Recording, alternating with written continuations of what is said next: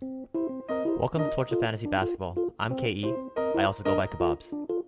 I love NBA basketball and made it my mission to come out on top of my fantasy league this year, which I kinda did, but with an asterisk. I believe in finding balanced takes backed by stats and a healthy dose of my own feelings. If you're looking for some potentially useful fantasy talk or recaps on NBA news, you're in the right place.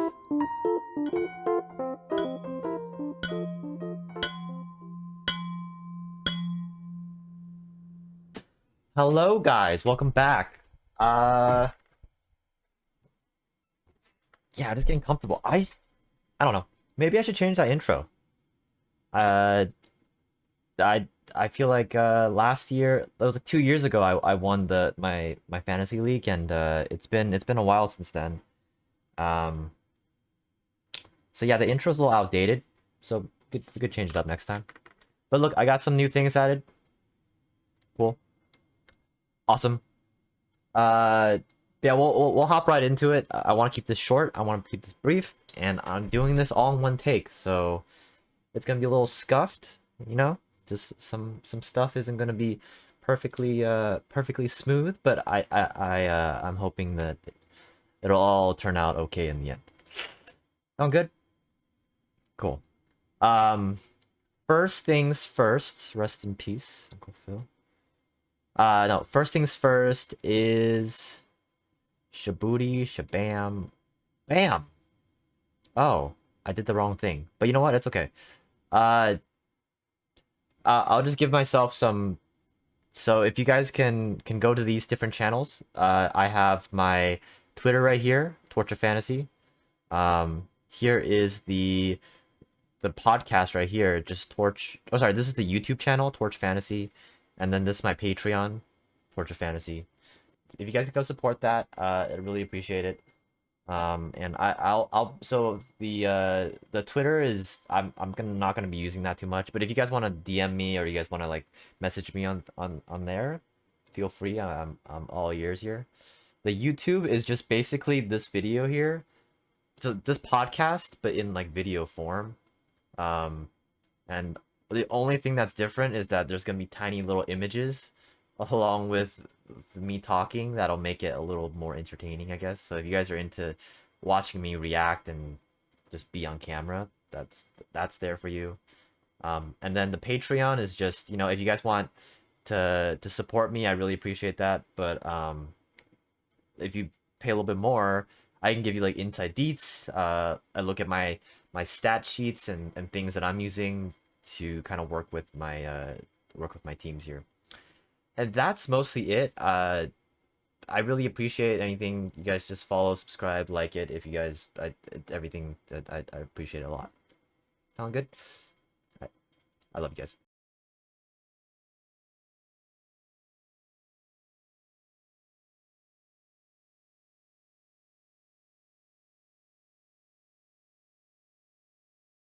Hopping into our first topic, um, players that made fat leaps this year. I'm gonna recap. We're just gonna go through and recap all the things that have been going on for this past week of fantasy basketball. Again, I want to implore you guys to not, overreact to anything that is happening in these first few weeks of fantasy. The stats are still gonna be, the dust is gonna be settling, and things are gonna be changing around a lot. Players that uh, seem like all-stars might not be all-stars by the end of the season. And so just implore you to not jump the gun here. But a lot of the superstars that are actually superstars will begin to kind of filter themselves out as like the like as they show consistency. Players that are making the biggest leaps in that I've seen. There's a lot of players making big leaps, but whether or not these guys are going to be consistent and doing these leaps is questionable. And but these are the players right here who I think are actually going to be making these leaps and staying, relatively in that same range. Ja Morant is looking quite stellar in his third year in terms of his like basketball prowess. He's kind of like getting whatever points, whatever shot, whatever he wants, and he knows when to kind of capitalize on the defense's like mistakes, capitalizing on defense kind of selling him short. Um, if they're kind of like leaning off of him at the three, he's just gonna take it and he's gonna drain it. And you know what? John Morant looks like he's ready and he's made that leap. The Ball brothers are back in town, baby. The LeVar Ball has honestly spoken everything he has into existence, and these Ball brothers are here to play. LaMelo is a god amongst himself, um, within himself. He's just a god. He's actually looking very good. Lonzo is kind of developed, growing into his role, and he's on a really good team currently with players or like with teammates around him who can honestly deliver. And so this is, in my opinion, probably the most optimal position for Lonzo to be in, um, predominantly as a playmaker, um, and kind of working off other players. And I think that's where Lonzo has also thrived. And then we have his the middle brother Leangelo, who's kind of like made it, kind of sneaking his way into the league. And so before long, I think we're gonna see LeVar's wise words, come into existence. Other players that I've noticed who have made the leap. We got Miles Bridges. Last year he was LaMelo's second-hand man, his buddy and chief in command here. Um, a lot of the accessory lobs, a lot of the actions, the play action. I don't know if you call it play action, but all the fanciful moves that LaMelo has been putting out is kind of connecting with Miles Bridges, and we're sure to see more as the season progresses. Miles Bridges can shoot at a decent capacity. Okay, so last year Miles Bridges was putting up numbers such as like he's shooting 42% from the field, 81% from the free throw, 1.5 threes, 13 points, around like 5.6 rebounds, 1.8 assists. Most notably, he had 0.6 and 0.7 steals and blocks. Now that LaMelo and the team have kind of settled into their roles, I think Miles Bridges is the clear winner in terms of delivery for the team overall, and but also just the clear winner for LaMelo's lobs. And if LaMelo likes you, you're good to go. I think it's pretty safe. You're pretty safe to say you're good to go, and you're in the easy running, and you're gonna do well. And so, um, yeah, that's the biggest jump that we've seen in 2021, 2022 season this year so far. Um, Next, we're gonna go through hot then not. So hot then not is just over the years players that I've seen who are extraordinarily hot at the beginning of the season. And so teams with these players will feel pretty good about themselves, for the first like several weeks, month, maybe 2 months. Towards the end of the season or the middle and end of the season, however, these guys tend to slump off a little bit. So here we got CJ and Malcolm Brogdon to kind of like fill that category. And yeah, they are hot as heck, but will cool off just from previous experience. The Pacers, notably though, have a new coach and a coach that won't run them into the ground. And so we'll see if Malcolm Brogdon's conditioning will be able to hold up throughout the length of a season. And next, I'm gonna get through the waiver juice. Sheesh. Waiver juice is basically so over this past week, I've been eyeing the waiver a lot,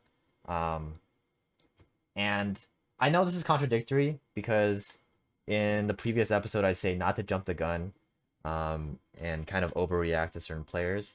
At the same time, keeping an eye on the waiver during the first at least several weeks of the NBA season is definitely ideal, especially since we as humans we can be wrong sometimes, like things that we think are gonna happen don't end up happening, and this could happen for all the people in your league, and so there'll be players that'll be missed, and players that we don't expect to do extraordinarily well, that get forgotten on the waiver. And so keeping an eye on the waiver and kind of like picking up who is actually going to be consistently doing this, like putting in good action, putting in good stats, kind of stat stuffing, is kind of just going to be your best bet for succeeding in your fantasy league. And so I think finding a good balance between not overreacting, but also reacting quick enough so that you can get these players and scooping them off before they, continue to flourish. Here is the waiver juice that I was eyeing this past week on the waiver wire. I'm just gonna list off the names, but hopefully this will, if they're still on the wire for you, I think it's best to just kind of snatch them up. I think they're a decently safe bet. There are some I'll let you know which ones aren't as we go through right now. First we have Gary Trent Jr. He is currently on the Raptors, and Gary Trent is just he's gonna do well. I think the Raptors need good shooting, need a player who, I don't know, he's got the mentality to do well.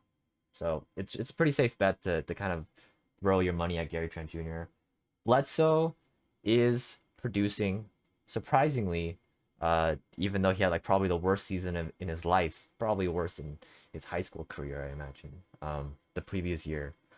So Bledsoe is a player that everyone forgot about, everyone snubbed, but seems like he's being productive. So I throw a flyer at him. Caruso is a steal machine, and he is the beloved heart of Chicago right now. So if you have some money, if you have some time, just throw a gander if you need some steals. Steals and blocks are a pretty beloved category for like a very hard to. I don't know, it's a very it's just a category that people really need, honestly, in their fantasy leagues. So if you need some steals, give him a look. Mason Plumlee's there, kind of just putting work. He's there to kind of just get you boards and blocks, maybe some steals. But he's just an all-around player, and on the offense, as fast as the Hornets right now, I think he's a solid bet for if you need to fill out the back half of your team. The same goes for Steven Adams, and I'm not gonna say any more than that. Ricky Rubio, surprisingly, is finding space to operate in the Cavalier offense. It's helping that Darius Garland is down, but a player like Ricky Rubio, who's consistently putting up stats, is putting up like double-digit assist numbers and steals and good free throw percentages. It's gonna go a long way. So throwing a flyer out for him is not terrible. Desmond Bain is Desmond Bain actually. I don't know actually if Desmond Bain is gonna be all that great. I was just eyeing him. These are players that I've been eyeing. And then the last two were Cole Anthony and Carmelo Anthony. So both the C Anthonys. For Cole Anthony, he's sitting in the Orlando Magic, and it's seeming like Orlando is kind of looking around to see what offense is gonna work for them. They kind of seem a little lost, and they have a terrible record right now. And so Cole Anthony, a young kid who's had some experience in the NBA and has had experience in the limelight, I think he could be due. And Melo is just Melo. It's Melo time, baby. Come on. Everyone else I've been eyeing on the waiver is any player who is around 85% owned. It's a pretty safe bet that 85% of the fantasy world population know what's up, and if they're on the waiver for you, just grab them. Honestly, I'll have no idea what's happening in your league. So yeah, that's all I got for that. Next up, we're gonna be talking about the questionables. These I don't know. I don't really have a name for this segment yet, but these are my questionable players. Players that I don't really know where they're gonna be at currently. Starting with Kelly Oubre. Kelly Oubre is an enigma. Tsunami Poppy he kind of like pops off when he's given the minutes. And right now he's coming off the bench and he's doing very well off the bench, but for some reason, when he's sharing the limelight with LaMelo, nowhere to be found. I don't know if it's like an alpha thing. It's like Oubre just doesn't feel like he's as freaking, I don't know. he's not in the limelight as much. I think he kind of just shines when he's there. He's given the minutes and he's like there to flourish. But when he's not in the limelight and someone like LaMelo is doing some amazing behind the back 360 between the legs no look passes, um, Kelly Oubre just kind of suffers, and I don't really understand it. But times that he's been working off the bench, he's actually been kind of spectacular and doing exactly what he needs to be doing. And so it's kind of a it's a question mark whether or not he's going to be doing okay. But if you want to take a flyer at him during this week, if he's available in your leagues, I don't think it's a terrible idea. At least that's what I did. So I'll let you guys know how that goes. Uh, Questionables as well. Keldon Johnson is all but set to explode, except the Spurs have always been an offense that, kind of they shy away from the stardom. They shy away from superstars. They shy away from kind of pushing their good players into the light. And that hasn't changed for the Spurs. And I don't know if that ever will change. So we'll see if that does change. But for now, I think the Spurs are going to be rather inconsistent in terms of the players that they have and them popping off they will pop off on certain nights, but other nights lackadaisical to put it shortly, I guess. And it's just not going to work out. That's all I got. And the last thing is Oklahoma City Thunder. Um, yeah, man, I have no idea what they're doing. Giddy looks fantastic, but I think he's gonna be maybe like a future star. I don't know about all star, I don't know about superstar, but I think he will be a star. I think his ability to be on different places on the court is a good sign, and just understanding where he needs to be positionally, um, and to cut off any like his defensive. I think he's got a big brain, and that I think that's usually a good sign for players in the NBA when they can understand where they need to be in order to cut off and make the right plays. So that's positive, But I think overall the OKC just doesn't look good. I think they're just mid rebuild, so it is what it is. Moving on. Here are the youngins hitting gas. So we are entering Rook Nation, BB. I'm just gonna list off for you guys the rookies entering the 2021 NBA season, and you tell me, okay? You tell me whether or not you recognize any of these names. All right, we got Cade Cunningham, Jalen Green, Evan Mobley. Okay, I don't know why Jordan Poole's there, but he's young. But did I put Jalen Green twice? Jeez, this is scuffed as fuck. Sorry guys. I'm just gonna take him off. Scotty Barnes, Jalen Suggs, Josh Giddey, Franz Wagner. I don't know how you say it, and Davion Mitchell. If you guys haven't heard these names, please raise your hand. Otherwise, you'd probably just be sitting there without your hand raised, because these guys have been honestly popping off. Without a doubt, I think these players are. I don't know what it is. I think maybe they're the generation growing up with a prime Kobe and a LeBron who just won't quit. We got these kids are old enough to maybe see the big three enter the league with LeBron, Chris Bosh, and Dwayne Wade.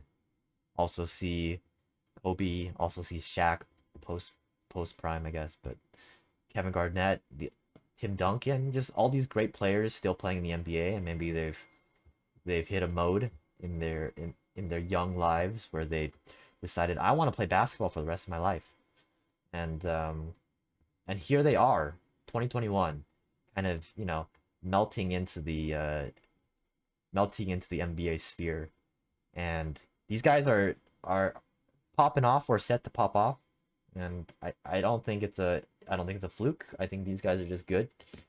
And so we'll see how the rest of their careers play out. But I think this 2021 draft class has been phenomenal so far.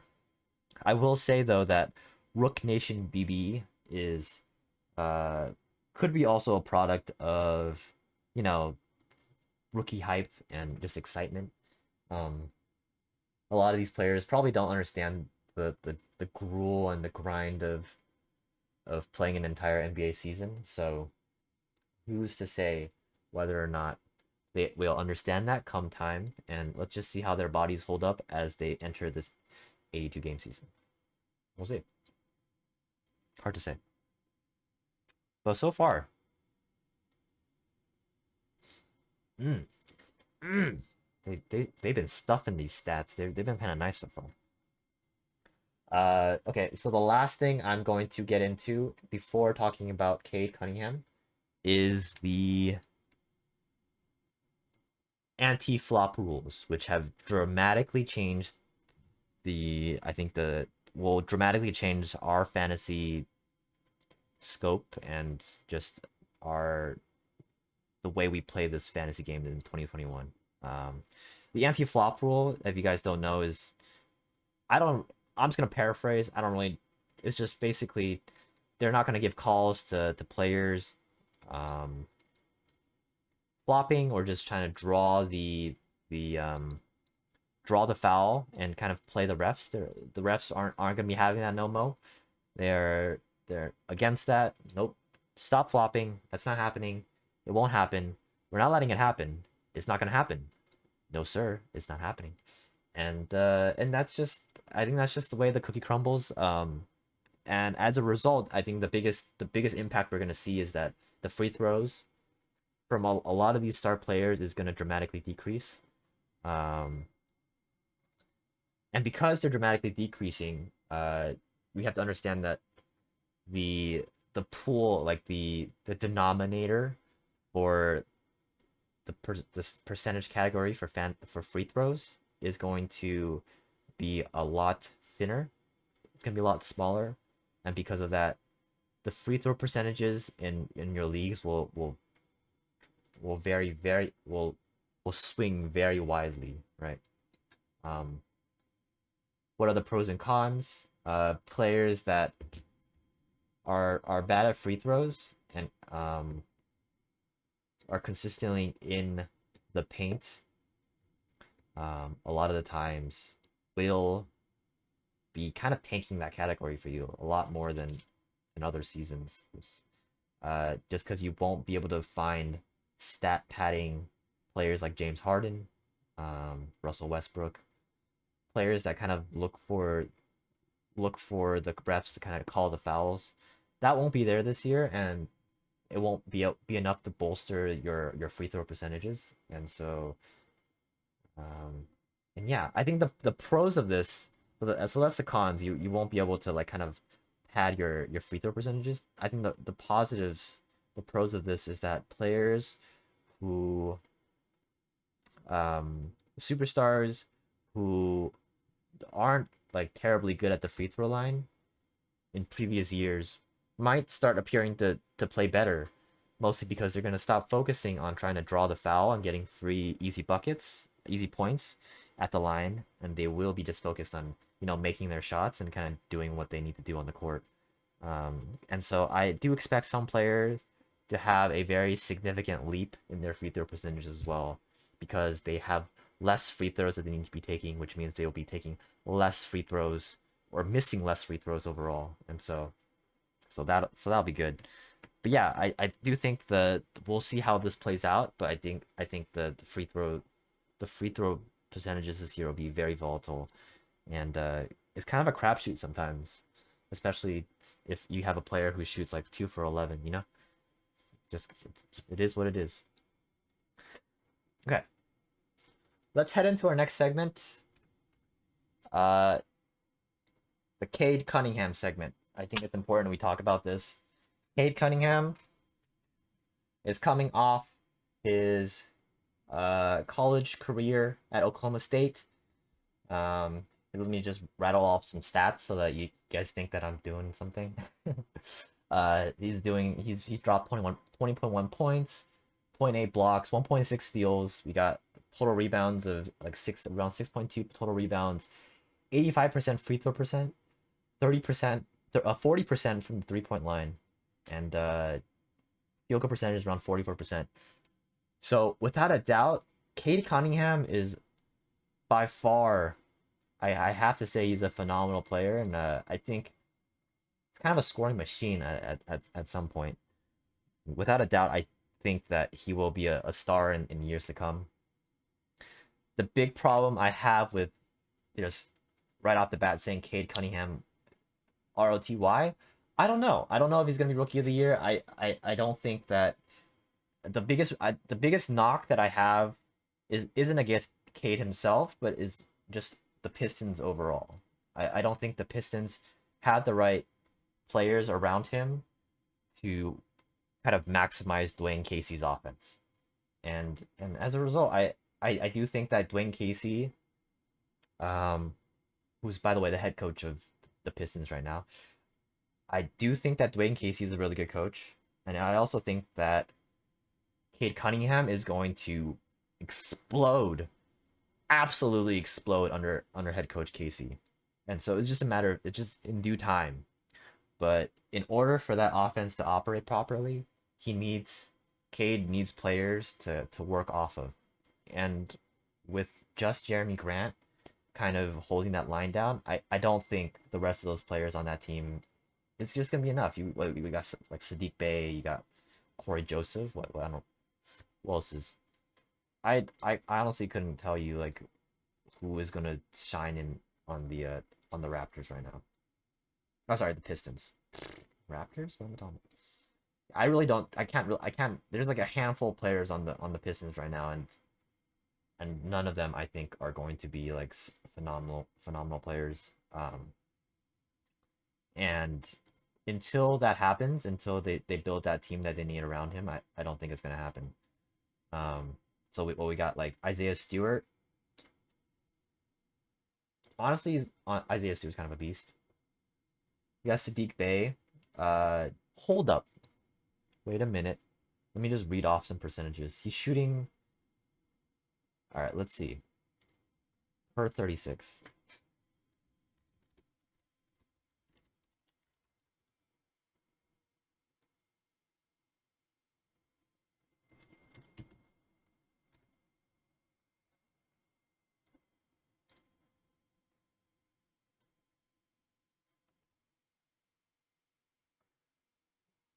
Per 36 minutes, Sadiq Bey is producing what 18 points, 1.3 threes, around 11 rebounds, uh, one steal, zero point 0.3 blocks, 46% field goal percentage, free throws in the 80s, 86. Well, that's actually really good for free throws. Yeah, I definitely think that if they get like a host of shooters built around Cade Cunningham, and throw in maybe a solid point guard, shooting guard, um, like a player who can play the 1 and 2 alongside Cade Cunningham, I think he's going to just thrive, explode, and have a massive season. But until then, the pieces aren't there. That's how that's how I'm gonna take it. And I think it's smart that Dwayne Casey is kind of sending Cade to the G League, kind of just to get his feet and his body ready for the game, but also to kind of understand the flow and the like transition that he needs to do to develop um, into kind of incorporating the offense, like NBA offense, into his game. So until that happens, until all the pieces fit, I don't think this is the year. Get ready for next year. It could happen next year. Very well happen next year. Again, all the media links I shared earlier. Twitter, YouTube for the video that you're seeing right here, and Patreon. Really appreciate it if you guys just like, subscribe, get everything that needs to happen to make this channel grow, and hopefully me, you know, talk about more stats, you know, and do this for more of my life. So, okay, thank you guys for tuning in. Appreciate you guys. All love. I'll see you guys maybe next week, maybe in 2 weeks, probably next week, probably next week. I'll see you guys later. Okay, bye.